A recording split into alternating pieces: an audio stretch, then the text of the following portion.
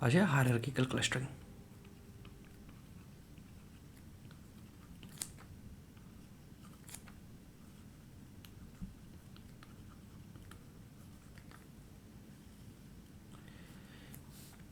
के मीन्स में हमने देखा था कि हमारा एक मेजर ड्रॉबैक था। हमने टोटल 7 ड्रॉबैक्स देखे थे के मीन्स के। 7 ड्रॉबैक में से एक ड्रॉबैक ये था कि हमें नंबर ऑफ क्लस्टर्स को प्री स्पेसिफाई करना पड़ता था। नंबर ऑफ क्लस्टर्स को प्री स्पेसिफाई करना पड़ता था।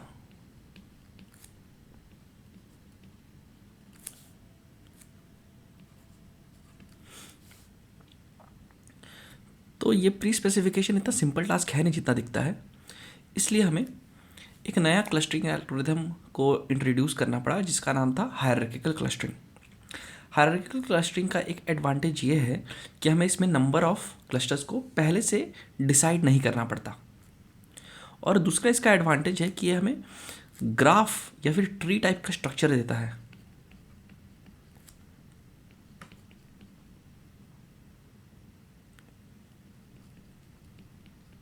ये ट्री स्ट्रक्चर हमें एंटिटीज़ या फिर डेटा पॉइंट्स के रिलेशनशिप को समझने में हेल्प करता है, और ये भी हेल्प करता है कि दो क्लस्टर्स अगर किसी के साथ मर्ज हो रहे हैं तो क्यों हो रहे हैं, और कोई दो पॉइंट किसी के साथ मर्ज नहीं हो रहा है तो क्यों मर्ज नहीं हो रहा है।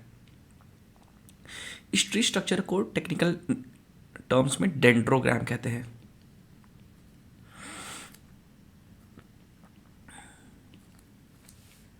ओके, अब हम एक एग्जाम्पल से समझते हैं कि हायरार्किकल क्लस्टरिंग कैसे काम करता है। ये मैंने एक एग्जाम्पल लिया है स्कूल का। स्कूल में सबसे ऊपर सबसे टॉप पे आते हैं हमारे प्रिंसिपल, ये है प्रिंसिपल। ओके, उसके बाद आएंगे सीनियर टीचर्स। ओके, ये 2 सीनियर टीचर्स हैं हमारे, इसको नेम कर देते हैं। ये सपोज साइंस स्ट्रीम के टीचर हैं और ये कॉमर्स स्ट्रीम के टीचर हैं, सीनियर टीचर। साइंस स्ट्रीम के 2 टीचर्स हैं, ओके, क्लास टीचर्स। एक 10th स्टैंडर्ड के टीचर हैं और एक 9th स्टैंडर्ड के टीचर हैं। ओके, अगेन ये 10th स्टैंडर्ड के कॉमर्स के क्लास टीचर हैं और ये 9th स्टैंडर्ड के। अब हर एक क्लास टीचर के अंडर 2 क्लासेस हैं। जनरली ऐसा होता नहीं, बट स्टिल इनके अंडर 2 क्लासेस हैं। ये है सपोज 10A सेक्शन ए और ये है 10B। ये 9 का कोई सब डिवीज़न नहीं है। अगेन ये 10A है और ये है 10B। अगेन 9th का कोई सब डिवीज़न नहीं है। तो इसमें हम देख रहे हैं कि एक हायरार्की बना हुआ है डेटा पॉइंट्स को अरेंज करने के लिए, या फिर यूँ कह लीजिए कि जितने भी ऑब्जर्वेशंस हैं हमारे, उनको हम एक इम्पोर्टेंस वाइज स्ट्रक्चर में एलोकेट कर दिए हैं। अब ये स्ट्रक्चर वाइज एलोकेशन एक स्पेसिफिक स्ट्रक्चर में करने से हमें फ़ायदा क्या होता है?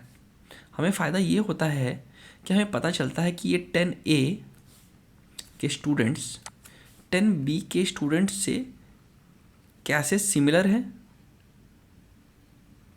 और कैसे डिफरेंट हैं। तो ये सिमिलर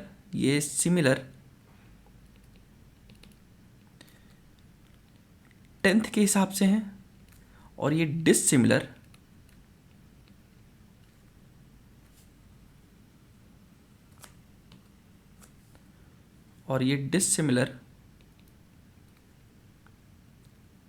सेक्शन के हिसाब से हैं,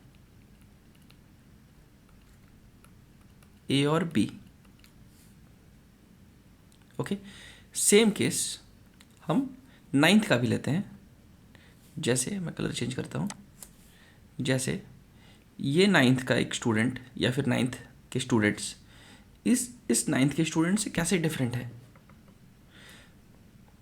ये सिमिलर हैं 9th क्लास से, दोनों 9th क्लास में पढ़ते हैं, और ये डिससिमिलर हैं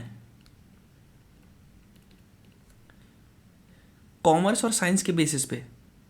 ओके, साइंस और कॉमर्स के बेसिस पे दोनों डिसिमिलर हैं एक दूसरे से। सिमिलरली हम क्लास टीचर को भी देख सकते हैं, ये 10th स्टैंडर्ड की क्लास टीचर इस 10th स्टैंडर्ड की क्लास टीचर से कैसे डिफरेंट है, वेर एज ये सीनियर टीचर इस कॉमर्स की सीनियर टीचर से कैसे डिफरेंट है। और ये दोनों सेम सिमिलर किस बेसिस पे है, ये दोनों सिमिलर हैं स्कूल के बेसिस पे, ये दोनों सेम स्कूल में पढ़ाती हैं, या फिर ये दोनों सेम प्रिंसिपल को रिपोर्ट करती हैं। इससे हम लोग हायरार्की के बारे में समझ गए।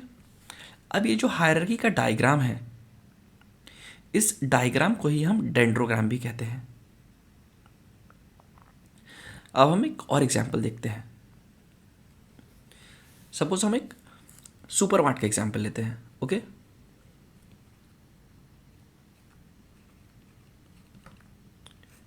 ये मार्ट है। मार्ट में हम देखते हैं कि सिमिलर टाइप के ऑब्जेक्ट्स या फिर प्रोडक्ट्स एक जगह पे रहते हैं। ओके, सपोज राशन स्टोर एक जगह पे है और पैकेज आइटम या फिर स्वीट्स एक जगह पे है। राशन में क्या क्या आ जाता है, राशन में आ जाता है वीट, राइस, दाल और क्या, शुगर। वेयर स्वीट्स में क्या आ जाता है, सॉरी ये एग्जाम्पल हम लोग नहीं लेंगे। इस एग्जाम्पल में हम एक असली का डेंड्रोग्राम लेते हैं। ओके, जो राइट हैंड साइड में है, जो दिख रहा है ये हमारा रियल डेंड्रोग्राम है, और लेफ्ट हैंड साइड में हमारा 2 डायमेंशनल में स्पेस में रिप्रेजेंटेड कुछ डेटा पॉइंट्स हैं। ओके, ये सारे डेटा पॉइंट्स का नंबर क्लियर है, सबको विजिबल है।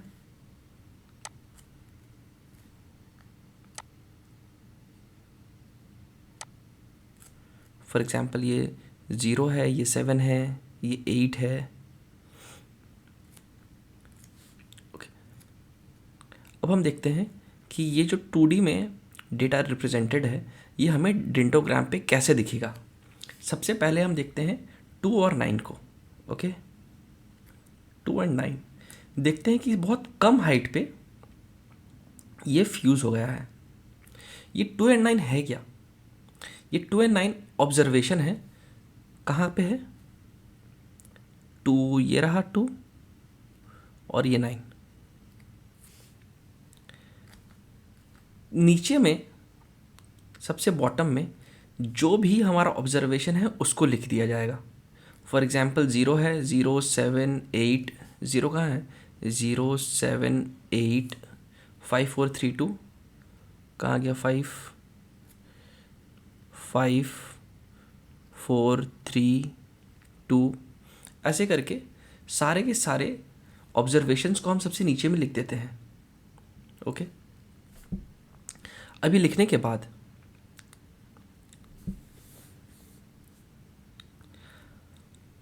हम इसके ऊपर एक डेंड्रोग्राम क्रिएट करते हैं। इन सारे ऑब्जर्वेशन को हम लीव्स कहते हैं। ओके,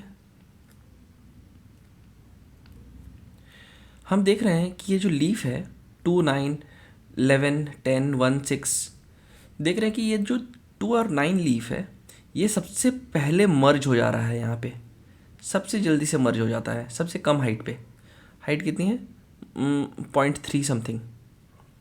उसके बाद देखते हैं 7 और 8, सॉरी 1 और 6। 1 और 6 भी बहुत कम हाइट पे मर्ज हो जा रहा है ब्रांच में।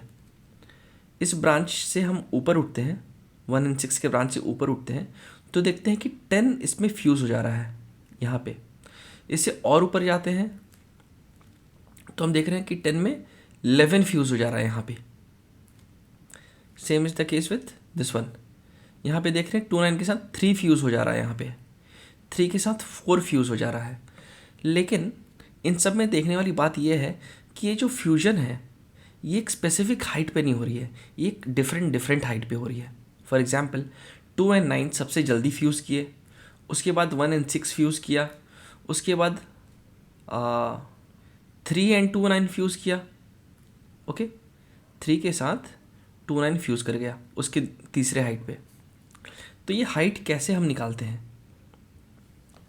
ये हाइट कुछ भी नहीं है बट एक सिमिलरिटी मैट्रिक है या फिर डिसिमिलरिटी मैट्रिक है। और ये डिसिमिलरिटी मैट्रिक हम कैसे निकाले? सेम वे जैसे हमने के मीन्स में निकाला था, जो कि है यूक्लिडियन डिस्टेंस।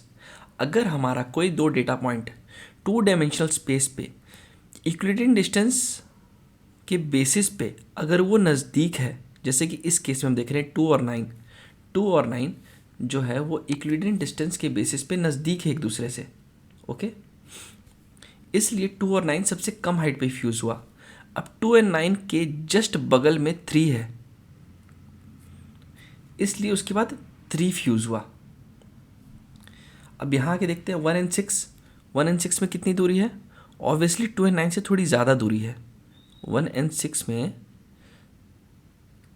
के बीच यूक्लिडियन डिस्टेंस जो है वो 2 और 9 से थोड़ी ज़्यादा है। इस डिस्टेंसेस को हमने जुपिटर नोटबुक पे लिख भी रखा है। जब हम प्रैक्टिकल्स करेंगे तब हम ये डिस्टेंसेस को विजुअलाइज भी कर सकते हैं कि दोनों के बीच में कितना डिस्टेंस है। 2 और 9 के बीच में कितना डिस्टेंस है, 1 और 6 के बीच में कितना डिस्टेंस है। फिर देख रहे हैं कि 1 और 6 जो है वो 10 से फ्यूज़ हो रहा है। तो हम देख रहे हैं कि 10 है, 10 से फ्यूज़ हो जा रहा है 1 और 6, ओके। एंड फिर 10 जो है वो 11 से फ्यूज़ हो रहा है। 10 जो है वो 11 से फ्यूज़ हो रहा है। मतलब ये पूरा का पूरा ग्रुप, ये पूरा का पूरा जो क्लस्टर है वो 11 से फ्यूज़ हो जा रहा है, मतलब कि यहाँ पे। अब आते हैं दूसरे वाले क्लस्टर पे जो कि 4 और 5 के साथ फ्यूज़ हो रहा है। ये 4 यहाँ पे है और 5 कहाँ है?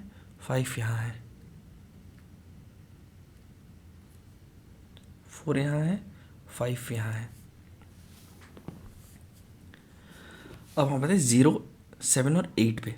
0, 7 और 8 कहाँ है? 0, 7 और 8 यहाँ, इसको रेड से डिनोट करते हैं।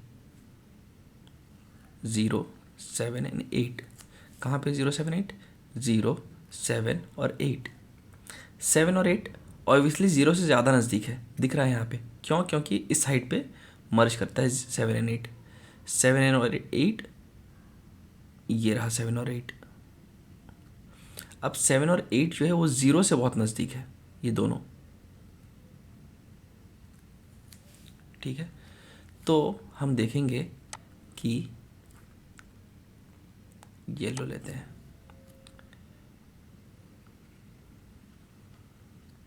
ये हमारा एक क्लस्टर बना 0, 7 और 8, ओके। उसके बाद कौन सा बना? उसके बाद ये बना विच इज़ दिस वन, और उसके बाद लास्ट में ये बना which is this one.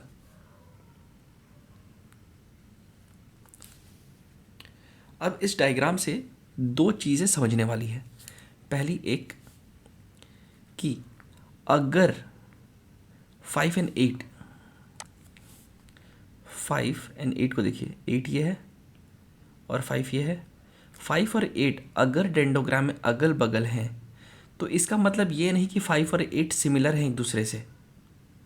Similarity सिर्फ और सिर्फ वाई एक्सिस से मेजर होगी।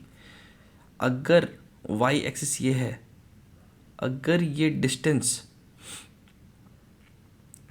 ज़्यादा है मतलब 7 और 8 एक दूसरे से ज़्यादा डिसिमिलर हैं। आई रिपीट, अगर ये ज़्यादा है, फॉर एग्जांपल ये ज़्यादा है, ये डिस्टेंस ज़्यादा है ना, इसका मतलब ये हुआ कि 5, 4, 3, 2, 9 और 10, 11, 1 और 6 ये दोनों एक दूसरे से ज़्यादा डिसिमिलर हैं। ये एग्जाम्पल देखते हैं, एक और एग्जाम्पल देखते हैं। ये हाइट अगर ज़्यादा है, ये हाइट अगर ज़्यादा है तो 5 और 4 डिसिमिलर है। 5 और 4 कहाँ है? 5 ये रहा और 4 ये रहा, तो ये एक दूसरे से ज़्यादा डिस्टेंस पे हैं, डिसिमिलर हैं। भले ही वो टेंडोग्राम में अगल बगल हों, बट एक्चुअल डेटा पॉइंट जो प्रेजेंटेशन है 2 डायमेंशनल स्पेस पे, उसमें ये दोनों अलग अलग हैं। इसलिए एक्स एक्सिस को हम इम्पोर्टेंस नहीं देंगे, ओके।